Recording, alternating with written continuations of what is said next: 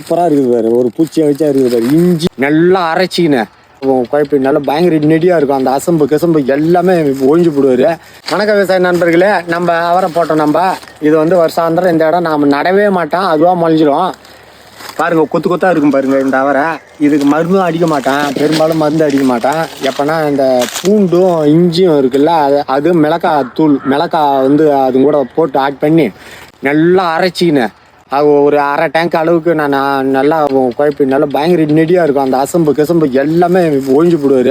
இதில் அடிப்பேன் எதுனா ஒரு பூச்சி இருக்குதா பாருங்கள். இதுக்கு மருந்தே அடிக்கிறது கிடையாது, டேஸ்ட்டாக இருக்குது அந்த அவரைக்காய். நீங்கள் பாருங்கள், இது ஒரு ரகம். இது நம்ம விவசாயிங்க மாடி தோட்டத்தில் கூட இது நீங்கள் பண்ணலாம்.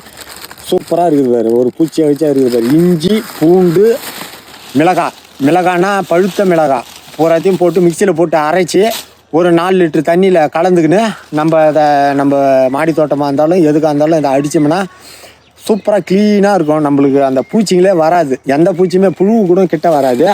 எவ்வளோ சூப்பராக இருக்குது பாருங்கள். நிறைய செமுத்தியாக இப்போ பிஞ்சு வச்சுக்குது, கொத்து கொத்தாக வைக்கும். இது நல்லாவும் இருக்கும். இது மாதிரி நீங்களும் அதை அவரைக்காய் போடுங்க. நம்ம ஏரியாவில் வந்து அவரைக்காய் நல்லா விளையும். நீங்களும் நட்டு பயன்பெறுங்க. எல்லா கத்திரிக்காயிலேருந்து அவரைக்காய் தக்காளி எல்லாத்தையும் நீங்கள் பயிரிட்டால் தான் நம்ம சாப்பிட முடியும். அப்போ தான் நம்மளுக்குன்னு செஞ்சால் தான், நட்டால் தான் நம்ம எடுக்க முடியும். நடாத பார்த்தா சரி வராது. வேறு மருந்து எதுவும் அடிக்க தேவையில்ல. மீதி ஒன்றும் இல்லை. நம்ம சேனலை சப்ஸ்கிரைப் பண்ணுங்கள், பயனுள்ள வீடியோக்கள் போடுறோம். நன்றி, வணக்கம்.